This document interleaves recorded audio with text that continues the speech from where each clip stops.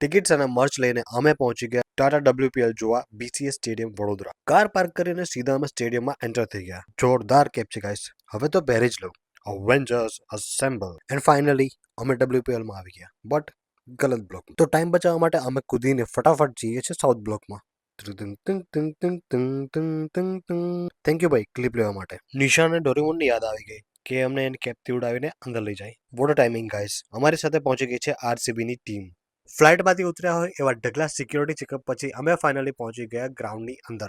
બધા players ground પર આવી ગયા હતા અને વોર્મઅપ કરી રહ્યા હતા. તો એ ટાઈમે અમે રીલ માટે ક્લિપ્સ લઈ લીધી અને ફોટોશૂટ કરી લીધું. તો સોશિયલ મીડિયા પરથી ટીવી પર આવવાનો ચાન્સ મળી જ ગયો જ્યારે સ્ટાર સ્પોર્ટ ચેનલનો કેમેરો અમને શૂટ કરી રહ્યો હતો. પછી આવી ગયા ફિમેલ વિરાટ કોહલી એટલે કે કેપ્ટન સ્મૃતિ.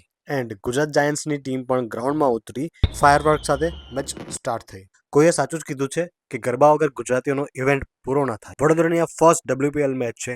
લોરેન બેલ બહાર જ લોબીમાં ઊભા જોવા મળી ગયા. બહુ જ મજા પડી ગઈ અને અમને મળી ગયો એક cute RCB fan. First inning ખતમ થઈ અને સ્ટાર્ટ થશે એક surprise concert.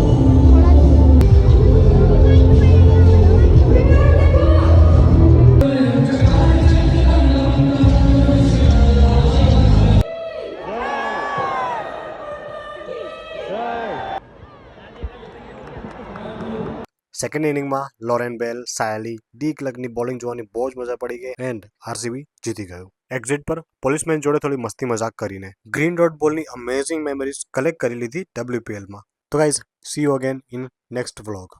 Thank you and follow for more.